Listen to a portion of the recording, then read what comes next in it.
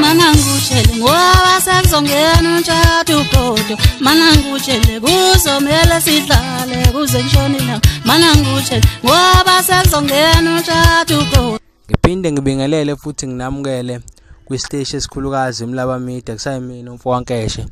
Udaba esolukhuluma ngalo namhlanje indaba lokuthi uMfokangobe uNtshatha ukhathide usamisiwe emsebenzini lapha besebenza khona ewumsakazi wesiteshi esikhulukazi eAfrika uKhozi FM. Usamisiwe ke kushuthi suspension shuthi usazohamba ama disciplinary hearing kube khona ukuqondisa kwegwegwe ke kube kubonakala ukuthi icala ube nalo noma akabanga nalo.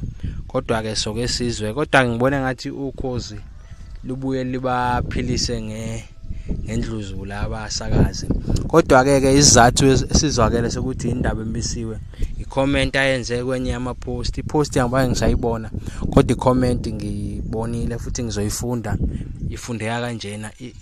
Icomment yaNtshatha isiphephetwa Ngobe ikhuluma ngendaba yokuhlukanisa unyaka. Ithi 2005 empeleni kwaba uShwini noMtekhala owadla ubhedu ngalowo nyaka. Unyaka wawehlukaniswa yimina noLinda Mr Magic ngalowo nyaka. Kwaba nesizathu esaholela ukuthi kube iMalaika ehlukanisayo. uShwi walala isibili. Ngoba kwethusa ukuthi uMaskandi agilelezi yayimanga ezagilwa uShwi. Manje kwakungelula ke ukuthi kube khona uMaskandi owahlukanisayo ngoba kwakungakaze kwenzeke ukuthi ingoma kaMaskandi ibe kuleli yazinga.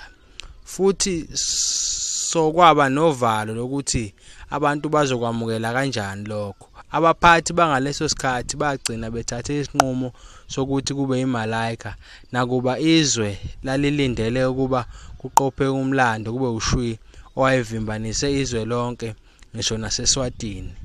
Kwaba ukukhala kwethu ngaphansi ke lokho singamabhinqa nasemoyeni kwachazwa. That's why saze sayidlala kabili ingoma kaShwi before eMalaika nangemva kwayo. And khumbula phela ukuthi kwakungavodwa ngaleso sikhathi. Ukuvotela ingoma ehlukanisa unyaka kuqale ngo2009. Neso lezo libhalile ke lapho ukuthi uNtshatha obishini emiswa oKhozini. Angazi noma ngiyifundeni le article kodwa ke inde kakhulu ngizobe sengikanta kakhulu mangiphinde ngifunda le article kodwa ke ikhona yona iarticle ekhishwe iso lezo ngendaba kaNtshatha uMfokangobe.